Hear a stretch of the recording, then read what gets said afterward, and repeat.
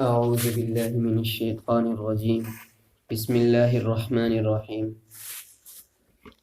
اللہ تعالیٰ کے محبوب بندوں کی صفات کا ذکر چل رہا تھا، یعنی کہ جو اللہ تعالیٰ کے محبوب بندے ہوتے ہیں، جن کو اللہ تعالیٰ پسند فرماتے ہیں، ان میں کیا صفات پائی جاتی ہیں۔ وہ پچھلے درس میں 3 صفات کا ذکر ہو چکا تھا۔ آج کی جو چوتھی صفت ہے وہ ہے والذین یبیتون لربہم سجدا وقیاما، یعنی وہ رات گزارتے ہیں اپنے رب کے سامنے سجدہ کرتے ہوئے اور قیام کرتے ہوئے۔ عبادت میں رات گزارنے کا ذکر خصوصیت کے ساتھ اس لیے کیا گیا ہے کیونکہ یہ وقت سونے کا، آرام کرنے کا ہوتا ہے۔ اس میں نماز و عبادت کے لیے کھڑا ہونا بہت زیادہ مشقت والا کام ہوتا ہے، اور اس میں دکھلاوے کے خطرات بھی نہیں ہوتے۔ انسان کی چاہت تو یہ ہوتی ہے کہ وہ رات کو آرام کرے، دن میں کام کرتے چونکہ تھک چکا ہوتا ہے۔ اسی لیے اللہ تعالیٰ نے جو چوتھی صفت بیان کی وہ یہ ہے کہ جو اللہ تعالیٰ کے محبوب بندے ہوتے ہیں وہ رات گزارتے ہیں اپنے رب کے سامنے سجدہ کرتے ہوئے، اور راتوں کو قیام کرتے ہیں یعنی کہ کھڑے ہوتے ہیں۔ تو اس میں یہ کہا گیا ہے کہ اس کا خصوصیت کے ساتھ، یعنی خاص طور پر اس لیے الگ سے اس کو اس لیے ذکر کیا گیا ہے کیونکہ یہ سونے کا وقت ہوتا ہے، آرام کا وقت ہوتا ہے۔ اس میں عبادت کرنا، اپنے وقت میں سے وقت نکال کر جس میں انسان کی چاہت کچھ اور ہو، اپنی چاہت کو ایک طرف رکھ کے اللہ تعالیٰ کی عبادت کرنا، یہ ایک بہت بڑی بات ہے۔ اسی طرح حدیث میں آتا ہے کہ رسول اللہ صلی اللہ علیہ وسلم نے ارشاد فرمایا قیام اللیل،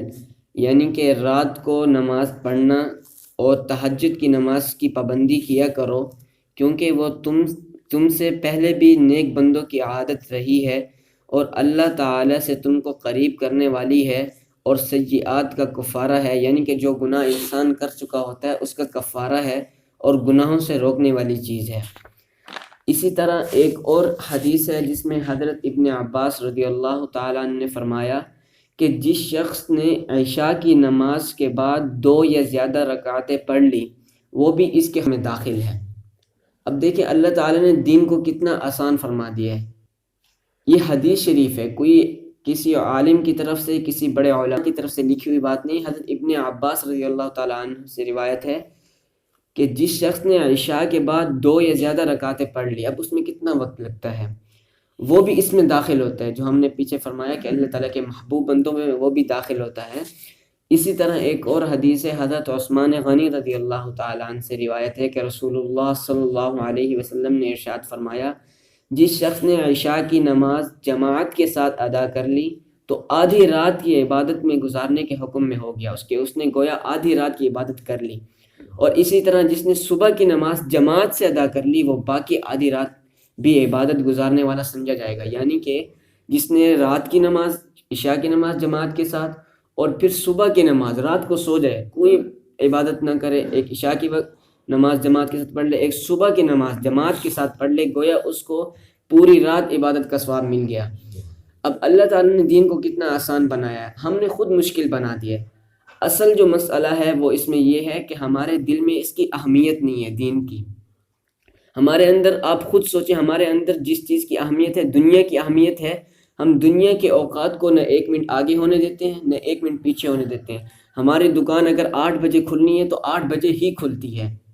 ہمارے دل سے دین کی اہمیت چلی گئی ہے، آج ہم دین کو بالکل اہمیت نہیں دیتے، نیکی کو تو بالکل اہمیت ہی نہیں دیتے، حالانکہ کہتے ہیں کہ چھوٹی سے چھوٹی نیکی کو بھی ضائع نہیں ہونے دیں۔ ہم تاریخ اٹھائیں، واقعات پڑھیں تو ایسے کئی واقعات ملتے ہیں۔ ملکہ زبیدہ جس نے کتنے بڑے بڑے نیک کام کیے تھے، اس نے نہریں کھدوائی تھی لوگوں کے لیے، کتنے دور تک جو لوگ پیاسے تھے ان کے لیے نہریں کھدوائی تھی، لیکن جب اس کی وفات ہوئی اس سے پوچھا گیا کہ آپ کی تو بخشش ہو چکی ہوگی کیونکہ آپ نے تو اتنے زیادہ نیک کام کیے تھے۔ اس نے کہا نہیں، بڑے بڑے نیک کام میرے کوئی کام نہیں ہے۔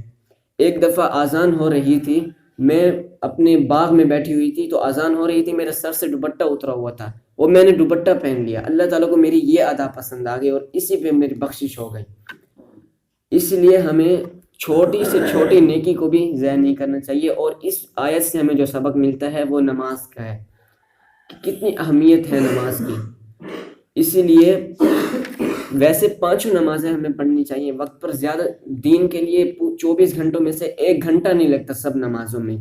اور عشاء کی نماز اور صبح کی نماز کی کس قدر اہمیت ہے، اگر ہم نے دونوں نمازیں جماعت کے ساتھ پڑھ لی تو پوری رات کی عبادت کا ثواب مل جائے گا. اس لیے اس کی بہت زیادہ کوشش کرنی چاہیے. اور پھر آگے جو 5ویں صفت بیان کی، والذین یقولون ربنا اصرف عنا عذاب جہنم، یعنی یہ مقبولین بارگاہ شب و روز عبادت و طاعت میں مصروف رہنے کے باوجود بے خوف ہو کر نہیں بیٹھے رہتے، بلکہ ہر وقت خدا کا خوف اور آخرت کی فکر رکھتے ہیں، جس کے لیے عملی کوشش بھی جاری رہتی ہے، اللہ تعالیٰ سے دعائیں بھی کرتے ہیں. اب اس آیت میں اللہ تعالیٰ فرما رہے ہیں کہ میرے محبوب لوگ جو ہوتے ہیں اتنی عبادت کرنے کے بعد بھی مجھ سے پھر بھی خوف کھاتے رہتے ہیں. یہ نہیں کہتے کہ ہم نے عبادت کر لی، ہم تو سارا دن اللہ تعالیٰ کی عبادت میں مصروف رہتے ہیں، اللہ تعالیٰ کی اطاعت کرتے ہیں، پھر یہ بے خوف نہیں ہوتے دین سے. پھر تھوڑا سا یہ نہیں ہے بس چلو تھوڑا سا ہم اس سے کنارہ کشی اختیار کر لیتے ہیں، بلکہ پھر بھی ان کے دل میں اللہ تعالیٰ کا خوف ہوتا ہے، وہ اس پر دعائیں مانگتے رہتے ہیں، یا اللہ ہماری نماز قبول کیجیے، ہماری دعا قبول کیجیے. اور ہماری حالت تو یہ ہے کہ ہم وہ نماز نہیں پڑھتے، دعائیں نہیں کرتے، استغفار نہیں کرتے، اور ہماری حالت اس طرح ہو چکی ہے کہ ہم نہ دعائیں مانگتے ہیں نہ نمازیں پڑھتے ہیں. پھر ہماری امیدیں کیا ہوتی ہیں کہ اللہ تعالیٰ ہم پر مہربانی فرمائیں گے، اللہ تعالیٰ ہمارے لیے راستے آسان فرمائیں گے. ہم جب کچھ کرتے ہی نہیں ہیں تو پھر کس طرح اللہ تعالیٰ کی مدد ہماری طرف متوجہ ہوگی. تو 5ویں صفت جو بیان کی وہ یہ ہے کہ وہ اللہ تعالیٰ سے غافل نہیں ہوتے، چاہے وہ 5 وقت کی نماز ادا کرے، اللہ تعالیٰ کے تمام احکامات بھی پورے کرتے ہیں، اس کے باوجود بھی اللہ تعالیٰ سے غافل نہیں رہتے، ہر وقت اللہ تعالیٰ کی یاد میں رہتے ہیں، اللہ تعالیٰ سے دعا کرتے ہیں، استغفار کرتے ہیں. آگے جو 6ٹھی صفت ہے وہ ہے والذین اذا انفقوا، یعنی اللہ کے مقبول بندے مال خرچ کرتے وقت نہ زیادہ اسراف کرتے ہیں اور فضول خرچی کرتے ہیں، اور نہ ہی بخل اور کوتاہی کرتے ہیں، بلکہ دونوں کے درمیان اعتدال پر قائم رہتے ہیں. اسراف کے لغوی معنی ہوتے ہیں حد سے تجاوز کرنا، یعنی کہ جو آپ کی ضرورت ہے اس سے زیادہ تجاوز کرنا. تو اس کے بارے میں حضرت ابن عباس رضی اللہ تعالیٰ عنہ کی روایت ہے کہ اللہ تعالیٰ کی معصیت میں خرچ کرنا اسراف ہے، اگرچہ 1 پیسہ ہی ہو. اور بعض حضرات نے فرمایا جائز اور مباح کاموں میں ضرورت سے زائد خرچ کرنا یہ فضول خرچی کہلاتا ہے. اور اسی طرح اقتار کے معنی ہوتے ہیں تنگی اور بخل کے، یعنی اس کا اقتار کے لغوی معنی یہ ہیں کہ جن کاموں میں اللہ اور اس کے رسول صلی اللہ علیہ وسلم نے خرچ کرنے کا حکم دیا ہے ان میں خرچ کرنے میں تنگی کرنا، بالکل خرچ نہ کرنا اس میں داخل ہے. ابھی جو 6ٹھی صفت ہے اس میں یہ ہے کہ اللہ تعالیٰ کے محبوب بندے جو ہوتے ہیں وہ خرچ کرنے میں نہ زیادہ فضول خرچی کرتے ہیں اور نہ ہی زیادہ کم خرچی یعنی کہ بخل کرتے ہیں، بلکہ درمیانی چال چلتے ہیں. تو آج اگر ہم اپنے زندگی کے اوپر نظر دوڑائیں تو ہماری کیا حالت ہے. ہم خوشی کے موقع پر، شادی بیاہ پر ہمارے پاس فرصت نہیں ہوتی، اس کے باوجود قرضہ لے کر رواج بن چکا ہے ایک، حالانکہ کہیں سے بھی نہ آپ صلی اللہ علیہ وسلم کی زندگی سے نہ صحابہ کی زندگی سے ثابت ہے رسم و رواج. ایک سادہ سی شادی ہوتی ہے، اس میں ہم خود دیکھ لیں ہمارے پاس پیسے نہیں ہوتے، ہم قرضہ لے کر اپنے اوپر بوجھ ڈال کر لوگوں کی نظروں سے وہ کرنے کی، لوگ کیا کہیں گے کہ شادی ہے اس نے فلاں رسم نہیں کی، فلاں رسم نہیں کی، اس کو کرنے کے لیے ہم اپنے اوپر، ہم یہ نہیں سوچتے ہمارے بچے ہیں ہمیں کچھ ہو گیا ہمارے بچوں کا کیا ہوگا، ہم لوگوں کی نظروں میں اونچا ہونے کے لیے یہ ساری رسمیں کرتے ہیں، حالانکہ یہ کہیں سے بھی ثابت نہیں ہے. اگر ہم وہ رسمیں نہیں کریں گے تو ہم دنیا کی نظروں میں تو تھوڑا بہت وہ کہیں گے کہ یار اس کو دیکھو اس نے یہ، کہ اللہ تعالیٰ کی نظر میں ہماری شان اونچی ہوگی، کم نہیں ہوگی. تو اللہ تعالیٰ خود فرما رہے ہیں میرے محبوب بندے وہ ہیں جو فضول خرچی بالکل نہیں کرتے بلکہ درمیانہ راستہ چلتے ہیں.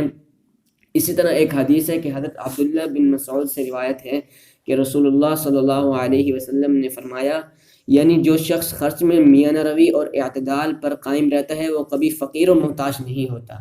اب یہ آپ صلی اللہ علیہ وسلم فرما رہے ہیں، اور آج کل ہمارے حالات کیا چل رہے ہیں ہم خود دیکھیں، مہنگائی کہاں پر پہنچ چکی ہے. تو اس حدیث کا مصداق ہم بن سکتے ہیں، ہم درمیانہ چال چلیں، ہم نیکی کے کاموں میں ہم بالکل خرچ نہیں کرتے.